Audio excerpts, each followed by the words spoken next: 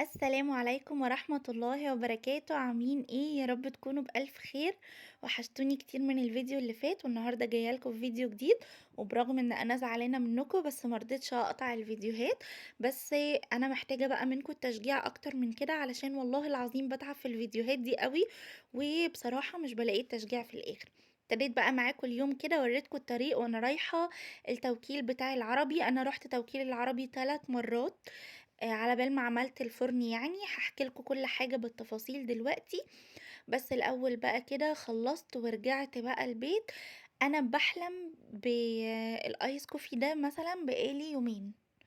فما صدقت بقى لقيت النهارده كده الشمس طالعة، الجو دافي سِنّة صغيرة كده. فقُلت خلاص هاروّح بقى أعمل آيس كوفي كده معاكم واحاول أفوّق.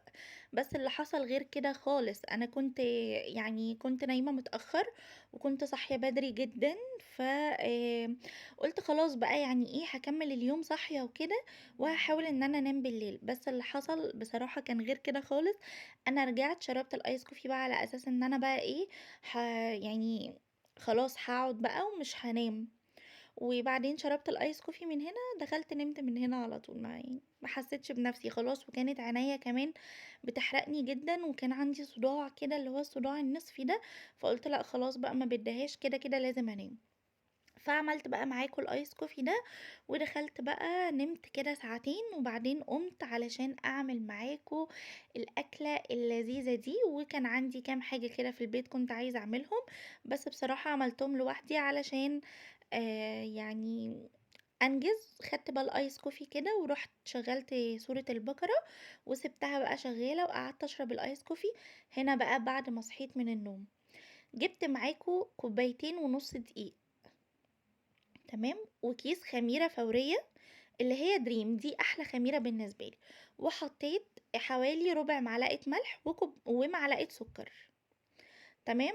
ربع معلقة ملح ومعلقة سكر، وبقلب بقى المواد الجافة دي كده كلها في بعض. شفتوا عجينة البيتزا اللي أنا دايما بعملها؟ هي دي عجينة البيتزا اللي أنا دايما بعملها، ما فرقتش حاجة. بس الفرق ان دي كلها هتتحط في صينية واحدة، الكوبايتين ونص هيتحطوا في صينية واحدة، وهنشوف ليه دلوقتي. بس ابتديت بقى ان انا دفيت المية زي دمع العين كده، وابتديت بالسبتيولا كده احاول ان انا الم العجين. ويعني انا الاول بقيت بلم كده الدقيق والمية والمواد الجافة كلها في بعض، وبعد كده ببتدي بقى انا اعجن. بس بقى هافضل أحط المَيّة كده بالتدريج، نحط المَيّة بالتدريج علشان مش كل الدقيق يا جماعة بيكون نوع واحد. أنا باستخدم دايمًا دقيق الصقر اللي هو متعدد الاستخدامات، وساعات باجيب دوبيلا برضه متعدد الاستخدامات. فدول حلوين، مش بيشربوا دقيق كتير، مش بيشربوا مَيّة كتير معايا، فبيبقوا لُذاذ يعني. أنتم تحطوا واحدة، واحدة كده خالص على بال ما تلمّوا العجين. وإحنا عايزين العجينة ولا هي طرية خالص ولا هي ناشفة طبعًا، إحنا عايزينها طرية كده حلوة، يعني اللي هي مش بتلزق في الإيد. ابتديت بقى هنا كده إن أنا أعجن، وهنا كنت حاسة إن هي لسه عايزة سِنّة مَيّة صغيرة. وهاجيب معاكم معلقة زيت زيتون. وأنا باحب في المعجنات زيت الزيتون جدًا، جدًا، جدًا. باحسه لذيذ كده وبيدّي طعم لذيذ أوي. فزيت الزيتون في المعجنات تحفة يا جماعة. هنا بقى هالِم كده العجين.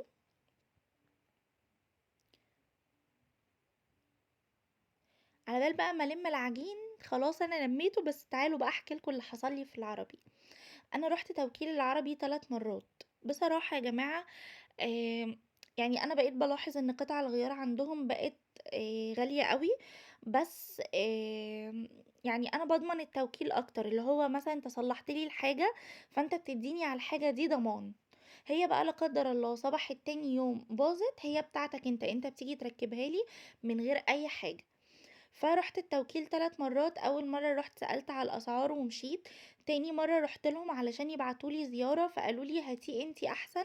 وإن هُم يعني عندهم قطعة من الباب، قطعة واحدة. الكلام ده كان امبارح. فقالوا لي: "إحنا عندنا قطعة واحدة من الباب، لو أنتِ عايزة تلحقيها تيجي الصبح بدري وتستني كده البوتاجاز يعني من نُص ساعة لساعة، الفرن قصدي من نُص ساعة لساعة هيكون اتعمل، وتاخديه وتمشي." فبصراحة أنا حبيت بقى يعني إن أنا إيه، هاجيب الحاجة وآخدها وأمشي، بس يا ريتني ما حبيت. وكمان قالوا لي إن يعني علشان أطلب زيارة منزلية هتقعد لها حوالي 10 أيام علشان تيجي لي، فأنا كنت مستعجلة بقى وعايزة أخلّصه، فقُلت خلاص مش مشكلة، خدت أوبر بقى من عند البيت ودّيته، أوبر برضه رجّعته، و بس كان في بقى حتّة كده شارع كده بادخل أنا باشيل فيه الفرن وبامشي بيه، وأحمد للأسف في الشغل مش موجود، وأنا عايزة أعمله وأخلص منّه، بصراحة دخلت بقى وخلّصته وصلّحته، والحمد لله بقى عملته. باركوا لي، باركوا لي يا جماعة علشان أنا كنت زعلانة أوي، كنت زعلانة أوي، أوي، أوي بجد على الفرن ده، وكنت يعني حاسة إن في حاجة ناقصة المطبخ كده.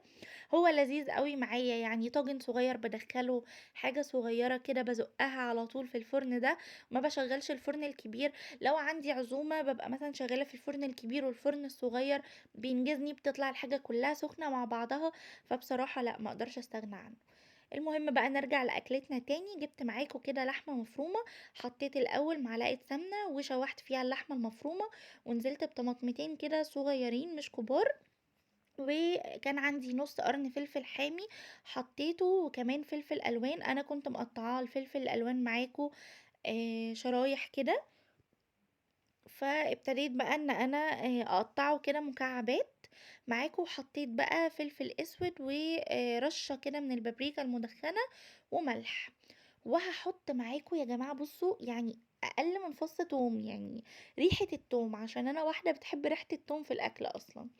بس كده هاسيبها بقى ثواني، ومش عايزة الطماطم دي تتسبِّك خالص مع اللحمة. أنا شوّحت اللحمة الأول كويس أوي علشان أضمن سواها، وبعد كده نزلت على بالطماطم عليها. وهنا بقى كنت صفّيت اللحمة وشِلتها كده، يعني صفّيتها كده من الصوص اللي فيها على قد ما أقدر علشان العجين بتاعي. هاجيب بقى معلقة زيت كده، وأنا باقصد يا جماعة إن أنا أوزّعها في الصينية بإيدي علشان لمّا آجي أفرد العجين إيدي ما تلزّقش في العجين. هافرد بقى العجين كده زي ما أنتم شايفين، وكانت ما شاء الله طرية وهشة وتحفة. إحنا هنعمل مع بعض النهارده فطيرة اللحمة المفرومة، اعمليها باللي عندِك. اعمليها بفراخ، اعمليها بصدق، اعمليها بجبن، اعمليها بلحمة مفرومة، اعمليها بُصّي أي حاجة، أي حاجة موجودة عندِك هي هتنفع تتحط فيها وهتطلع طعمها تحفة يا جماعة.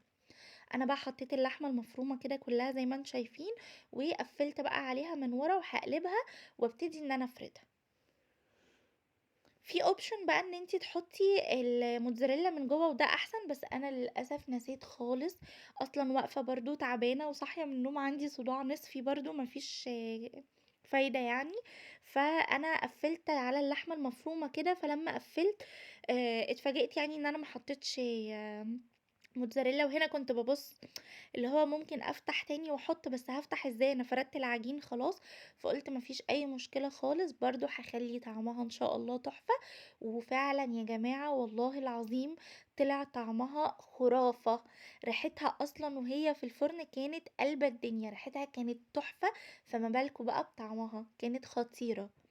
بس هنبتدي بقى كده فردت معاكم العجينة، باحاول كده إن أنا يعني إيه وأنا بافرد تبقى برضه اللحمة المفرومة مفرودة كده في كل أنحاء العجينة يعني، وابتديت بقى هنا كده إني أعمل الحركة دي بإيدي، أعلّي طرف العجينة علشان أحط الموتزاريلا عليها من النُص. بس التقسيمة اللي أنا هاعملها بإيدي دلوقتي في العجينة دي ما كانش ليها لازمة أصلًا، كده الموتزاريلا دارتها عادي يعني. وعلى فكرة الموتزاريلا برضه طلع طعمها mix كده مع اللحمة المفرومة بالتتبيلة اللي إحنا عاملينها فيها كده خطيرة، خطيرة، والعجينة بقى طرية وكل حاجة فيها كده فُلّة، فجرّبوها، جرّبوها بأي حاجة عندكم. أي حاجة، فراخ، صدق زي ما قُلت لكم، جبن، لحمة مفرومة. أنا حبيت يعني كان عندي لحمة مفرومة وحبيت إن أنا أعملها بيها، أجرّبها باللحمة المفرومة، وإن شاء الله ناوية أجرّبها بالصدق مرّة، وبالجبن مرّة، وبالفراخ مرّة، لإن هي خطيرة، خطيرة، خطيرة. وبجد أنا والله العظيم لمّا باشكّر لكم في حاجة، مش باشكّر في حاجة علشان أنا اللي عاملاها لأ أبدًا، هي بجد بيبقى طعمها حلو وأنا باشكّر لكم فيها أوي عشان بابقى عايزاكم تجرّبوها. إحنا كلّنا بنزهق من الأكل والشرب، وبنزهق من الروتين اليومي، وبنزهق من روتين الأكل، يعني بيبقى صعب أوي إني كل يوم أقوم أسأل نفسي هاعمل أكل إيه النهارده، ده بالنسبة لي حاجة بتخنقني جدًا، فالتغيير في الأكل بيبقى حلو برضه العين بتاكل الأول، ف أنا دايمًا باشكّر لكم في الحاجة علشان بس تجرّبوها. زي ما أنتم شايفين بقى كده حطيت الموتزاريلا وزيّنتها كده بفلفل ألوان، واديتها بقى رشة زعتر كده على الوش، وهادخّلها الفرن. بس الأول هاجيب معاكم صفار بيضة، حطيت عليه فلفل أسود علشان الزفارة، وهاحط حوالي معلقتين لبن كده.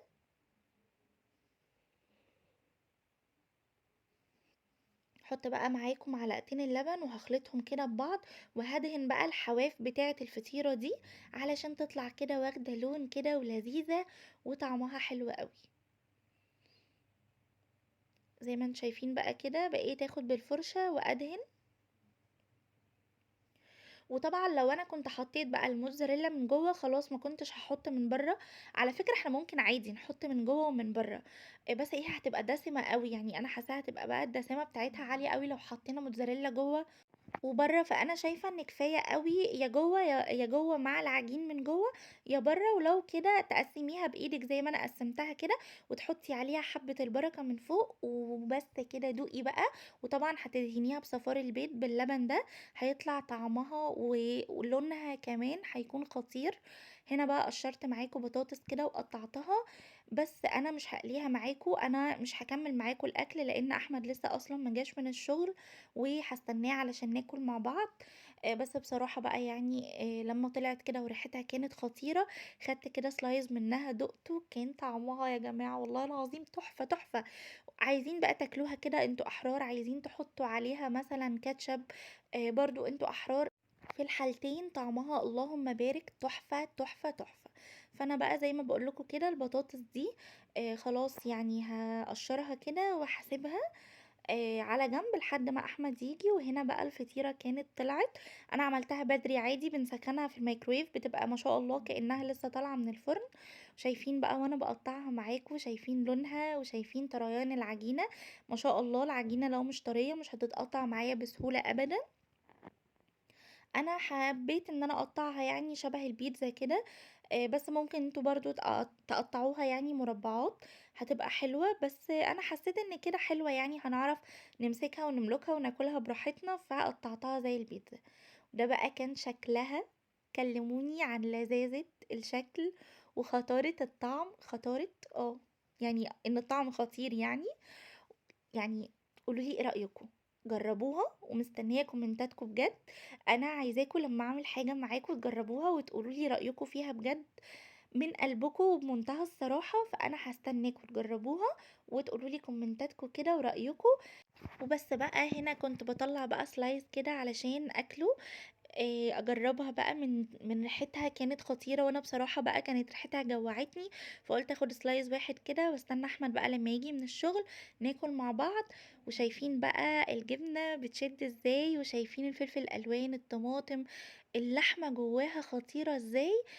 بس كده ده كان الفيديو بتاعي، إن شاء الله يا رب يكون عجبكم ويا رب يكون خفيف على قلوبكم. جرّبوها هتحبوها، هاستناكم في فيديو جديد، مع السلامة.